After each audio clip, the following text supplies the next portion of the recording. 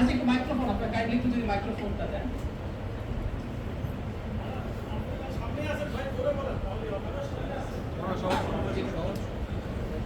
ধন্যবাদ আপনার প্রতিবেশী নিয়ে কথা বলছি। আসলে আমাদের অভ্যন্তরীণ নীতি আগে ঠিক করা প্রয়োজন। কারণ হাসিনা যখন ভারতে ফিরে গেল তখন রাহুল গান্ধী মোদী সবাই মিলে এক মিটিং করতো এবং রাহুল গান্ধী তার পররাষ্ট্রমন্ত্রী এবং সিকিউরিটি অ্যাডভাইজার আছে ওদেরকে হাসিনার বিষয়ে নেগেটিভ প্রশ্ন করতো। কিন্তু আমরা একটা জিনিস আমরা ভারতের বিষয়ে বা অন্য বিষয়ে আমাদের বিএনপি আমার বা অন্যান্য যে পার্টিগুলো আছে তারা কিন্তু আমাদের অভ্যন্তরীণ বিষয়ে কোনো এক করছে। আওয়ামী লীগ এক ধরনের নীতি নিয়ে ইন্ডিয়ার বিষয়ে নীতি দেয় এবং সবসময় বলি যে এরা ভারতপন্থী এরা পাকিস্তান। মূল বিষয় হলো যে আমাদের পার্টিকুলার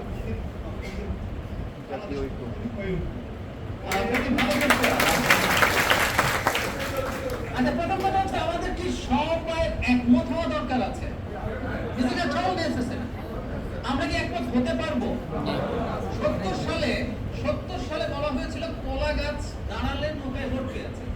নৌকায় ভোট দেয় নাই কত পার্সেন্ট মানুষ জানেন? ওই সালে 26%। 74% নৌকা মানে কলা গাছ নির্বাচিত হওয়ার যোগ্য 1/4 of the people of this land didn't vote for vote. Sheikh Mujib vote দেয়নি। সো যে কথাটা বলতে চাইছি আপনার সাথে আমি একমত যে আমরা বাংলাদেশ পন্থী হবো কিন্তু পলিসিগত জায়গায় আমাদের ডিফারেন্স হবেই।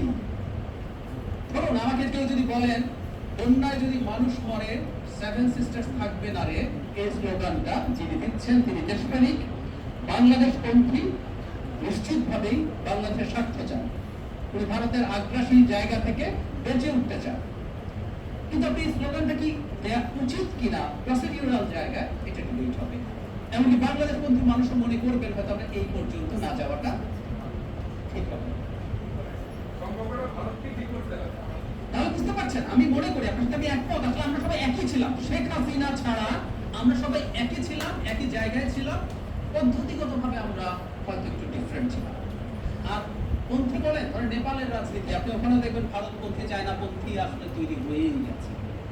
এখন যেটা আমি যে বললাম আপনি আইডিয়ালি চিন্তা করছেন, কিন্তু আমি যদি প্র্যাকটিক্যাল বা রিয়ালিস্ট ধরনের চিন্তা করি তাহলে আমরা বলবো এই পন্থী ব্যাপারটা না থাকবে। শ্রীলঙ্কায় পন্থী আছে, শ্রীলঙ্কায় রানিল বিক্রমসিংহে ভারতপন্থী, তার আগে যারা ছিলেন দুই ভাই সেই দুই ভাই কিন্তু চায়নাপন্থী ছিলেন। মালদ্বীপসে মানে অল্টারনেটিভ ওয়েতে তার আগে ইয়ামিন ছিলেন প্রেসিডেন্ট, উনিও চায়নাপন্থী ছিলেন। মাঝখানে সোলি উনি ইন্ডিয়াপন্থী, মামুন আব্দুল গাইয়ুম ছিলেন ইন্ডিয়াপন্থী। সো এইরকম পন্থী ব্যাপারটা সম্ভবত থাকবে, এটা মেনে নিয়েই আমাদের কাজ করতে হবে। পন্থী হলে যাতে আমরা গোটা জায়গায় আমাদের ইন্টারেস্টটা এনশিওর করতে পারি। That is important.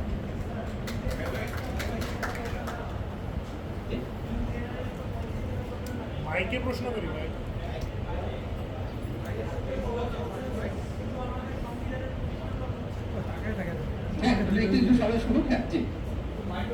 বলতেছিলাম যে শুধু সংবিধানের 25 নম্বর অনুচ্ছেদ না যে সবার সাথে বন্ধু, সবার কারোর সাথে শত্রু নয়, শুধু সেটা না, আমাদের একটা ইন জেনারেল একটা পলিসি সবার সাথে বন্ধু কারোর সাথে শত্রু সম্ভব কি এটা? আমি সম্ভব না।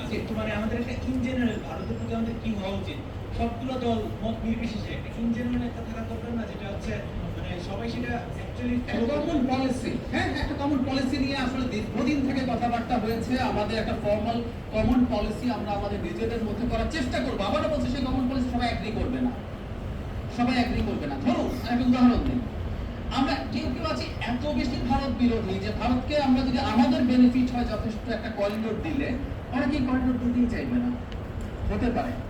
তো তাহলে ওটা থেকে আমরা এইটুকু যাতে হয় যে আমরা একটা ইন্ডিপেন্ডেন্ট স্টেটের মতো কাজ করি। এটা আসলে কিছু করার নেই। পৃথিবীতে বিভিন্ন সময়ে বিভিন্ন জায়গায় বিভিন্ন দল নির্বাচিত হয় যার পলিসি শিফটিং হিউজ। একটা উদাহরণ দিই আপনাদেরকে, ইউরোপের মাটিতে বসে একজন প্রেসিডেন্ট, ইউরোপিয়ান ইউনিয়নের সদস্য, নেটোর সদস্য, Hungary Victor Orban seriously Putin বলেছে।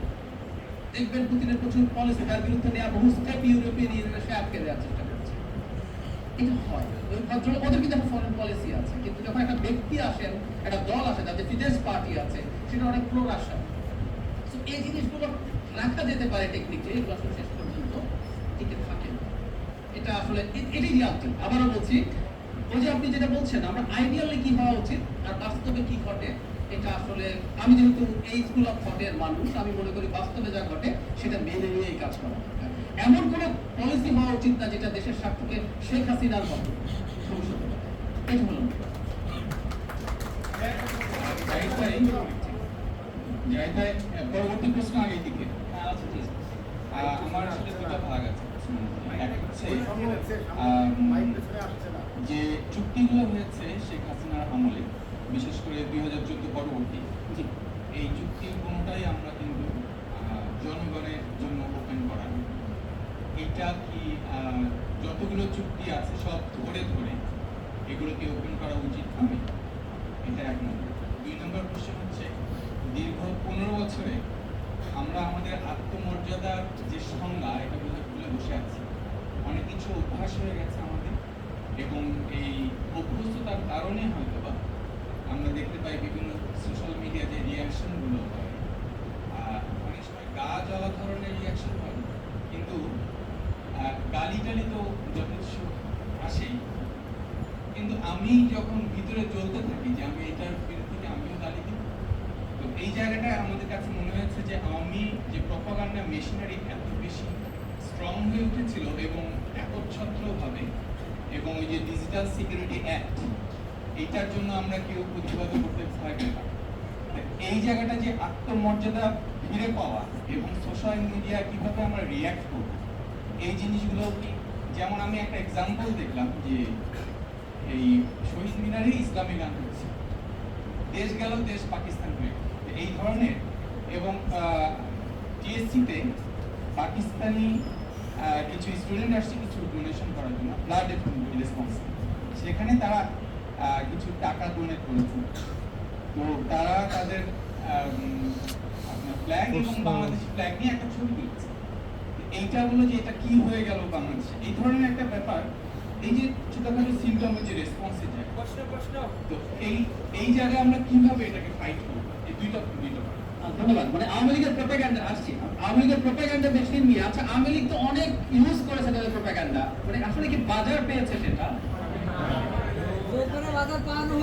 মানে আওয়ামী লীগ যেই ন্যারেটিভ মাঠে এনেছে সেটা আওয়ামী লীগেরও কি বিশ্বাস করতো? আমার একটা এক্সপেরিয়েন্স আছে, আমি বলি।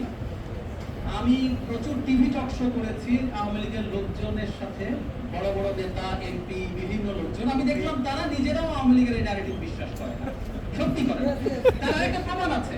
ধরুন 14 তারিখের পর থেকে বাংলাদেশ স্বাধীন হওয়া পর্যন্ত আমি কোনো টিভি টক শোতে যেতে পারিনি। আমি 5 তারিখ, 14 তারিখের পর 5 তারিখ আছে টিভিতে। ওদের ন্যারেটিভ যদি এত স্ট্রংলি হয়, আমাদেরকেও ডাকতো। মিস্টার মানিক তখন খুব যাচ্ছিলেন, ওনার উপরে যা হয়েছে, কি হয়েছে সেটা হাসছেন হয়তো অনেকে। না, আমি এটা সাপোর্ট করি না। আপনার এক্সপেরিয়েন্স শুনতে চাই। আমি এটা নিয়ে ওটা আচ্ছা, ঠিক আছে, ঠিক। তো যেটা বলছিলাম, ওনাদের সাথে আমরা ফাইট করে ওনারা যদি জিততে পারতেন, জিততেন, দ্যাটস ফাইন। কিন্তু আমি আপনার প্রথম জায়গাটাতে খুব সিরিয়াসলি জোর দিতে চাই, সেটা হচ্ছে ভারতের সাথে যে চুক্তি এবং এমওইউর কোনো ভ্যালু নাই। এমওইউ আসলে এক ধরনের জেন্টলম্যান এগ্রিমেন্ট বলতে পারি, ওটার মুহূর্তে আমরা বেরিয়ে আসতে পারি, এবং আমরা ভালো হলেও প্রত্যেকটা এমইউ বাদ দিয়ে যেতে হবে। প্রথম কথা, শেখ হাসিনার কোনো কিছু ভালো না, কারণ এগ্রিমেন্টের মধ্যে লেখা থাকে প্রত্যেকটা এগ্রিমেন্টে এটাকে থেকে বের হওয়া যাবে না তা না, এটাকে বের হতে হলে কি কি করতে হবে, এক এক এগ্রিমেন্টের কন্ডিশন এক এক রকম। এবং আপনি যেটা বলছেন এটা আসলে পাবলিকলি দেখালে সবচেয়ে ভালো, বা তারা আমরা অন্তত রিলাই করি এই সরকার এগুলো দেখবেন, দেখে এগ্রিমেন্ট যেগুলো অসম, যেমন আদানির চুক্তি, আমাদের করিডোরের চুক্তি, কয়েকটা করিডোর তো আমরা দিতেই পারি না। আমরা এই মুহূর্তে চায়নার সাথে পার্সেন্ট কিছু করতে যাবো না, কোনোভাবেই যাবো। ওর সঙ্গে মনে পড়লো একটা জিনিস খেয়াল করেছেন, আমরা প্রত্যেকে আসলে ফরেন পলিসির ক্ষেত্রে এক ধরনের রিয়ালিস্ট। আমাদের সরকার কি এখন ভারতের সাথে অনেক শক্ত কথা বলছে, কিন্তু আমরা কি ভারতের কাশ্মীর নীতি নিয়ে ডক্টর ইউনূসের কথা বলছেন? আমরা আবার অনেকে কাশ্মীর নিয়ে অনেক কথা বলেছি সরকারের বাইরে বসে। আমরা কি চায়নার বৈঠক নিয়ে ওই পরিমাণ কথা বলেছি? বলি না, এভাবেই। তো যেটা বলছিলাম, আমরা এই চুক্তিগুলো সব বের করবো, চুক্তিগুলো বের করে আমরা অবশ্যই যে এগ্রিমেন্ট আছে সেগুলোরও কন্ডিশন মেনে অসম এগ্রিমেন্ট, যেমন আদানি, আমি চোখ বন্ধ করে বলতে পারি আগামী 25 বছরের জন্য এটা একটা অত্যন্ত ডিজাস্টারাস চুক্তি হয়েছে, এটা থেকে কিছু ড্যামেজ দিয়ে হলেও আমাদের বেরিয়ে আসতে হবে, কোনো সন্দেহ নেই। করিডোর কতগুলো আছে সেগুলো থাকা আমাদের, কতগুলো করিডোর অ্যাটলিস্ট, এবং বাকিগুলো যদি রিনেগোশিয়েট করা যায় যে তারা এটার ক্ষেত্রে ট্যারিফ বাড়াবে, যদি রিনেগোশিয়েট করা যায় তাহলে হবে। আমি একটা উদাহরণ দিতে পারি। কিছুদিন আগে মালয়েশিয়াতে যখন মাহাথির মোহাম্মদ আবার ক্ষমতায় আসলেন, তিনি চায়নার সাথে অনেকগুলো প্রকল্প রিনেগোশিয়েট করেছেন, চুক্তি স্বাক্ষর হয়ে গেছে, কিন্তু খরচ কিভাবে না হবে রিনেগোশিয়েট করা গেছে, এক্সাম্পল আছে। তো আপনার যদি শাহজাহান হোসেন হ্যাডাম, যদি হ্যাডাম থাকে, আমাদের এই সরকারের তো এখন হ্যাডাম আছে, আমরা বিশ্বাস করি। আমরা ইন্ডিয়াকে দেখে নেবো নিশ্চয়ই। যাই হোক, তো আমরা আরেকটা জিনিস, একটা সরকারের ওই জিনিসটা সবচেয়ে ইম্পর্টেন্ট, সরকার তখন পারে আসবে আমি যখন মানুষ তার পেছনে থাকে। আমাদের বর্ডারে সকাল বিকাল মানুষ খুন করেছে, আমরা কিছু বলি না, আমাদের মন্ত্রী বলে ওখানে গুরু ইয়ে করতে গেছে বলে গুরু। অথচ নেপালে আপনাদের মনে আছে একবার, আমি সালটা ভুলে গেছি, কোনো একজন বর্ডার কিলিং এর পর নেপালিরা এমন রিয়াক্ট করেছে, অজিত দোভাল এদের যে সিকিউরিটি অ্যাডভাইজার, তাকে ওখানে গিয়ে অ্যাপোলোজাইজ করে এটা ঠিক করতে হয়েছে। মজার ব্যাপার লক্ষণ দেখা যাচ্ছে, ঝর্ণা দাস বা একজনকে খুন করা হলো, ওনার মৃত্যুতে একটা থিম, তার মৃত্যুতে বাংলাদেশের স্টেটমেন্টটা পড়ে দেখবেন, ইট ওয়াজ সো স্ট্রং। সো আমরা যেহেতু মানুষের পেছনে আছি, মানুষরা সরকারের পেছনে আছি, আমি আশা করি আমাদের সরকার সেই সক্ষমতা নিয়ে দাঁড়াবে এবং আমরা এই চুক্তি যেগুলো বাজে আছে আমরা এগুলো ফেলে দেবো নিশ্চয়ই। আসসালামু আলাইকুম। আমি একটু সময় নেব। আজকে আমি খুবই আপ্লুত। আমি ঢাকা ইউনিভার্সিটি পড়ার সময় অর্থনীতি অনেকদিন পর আজকে জাহিদ কল্যাণে এসেছি। আমি ছিলাম সরকারি আন্দোলনের কাজ করতে। আমার উত্তরসূরি যা করেছে কৃতজ্ঞতার শেষ নেই। আমি খুবই ব্যথিত এই কারণে, আমরা মনে করেছিলাম এখানে পতনের পর বাংলাদেশে গণতন্ত্র ফিরে আসবে, কিন্তু আসেনি। আমি মনে করি বাংলাদেশের প্রধান সমস্যা গণতন্ত্রহীন। আজকে যদি সকলেই ঠিক করে ভোট দিতে পারে, নির্ভয়ে সকলে ভোট কেন্দ্রে যেতে পারে, ভোটে কারচুপি না হয়, এবং রাতের বেলা যদি নির্বাচন কমিশনে ভেরিফিকেশন না হয়, তাহলে এই দেশ আবার জেগে উঠবে, জব হয়ে থাকবে।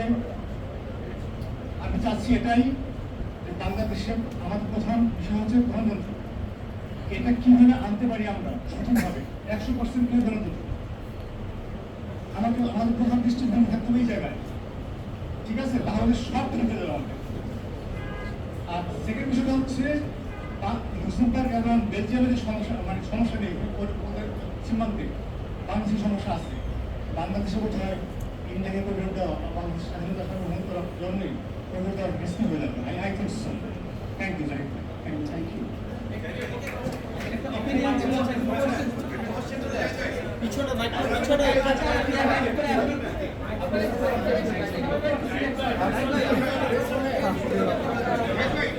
লটারি করেন, কোশ্চেন করেন।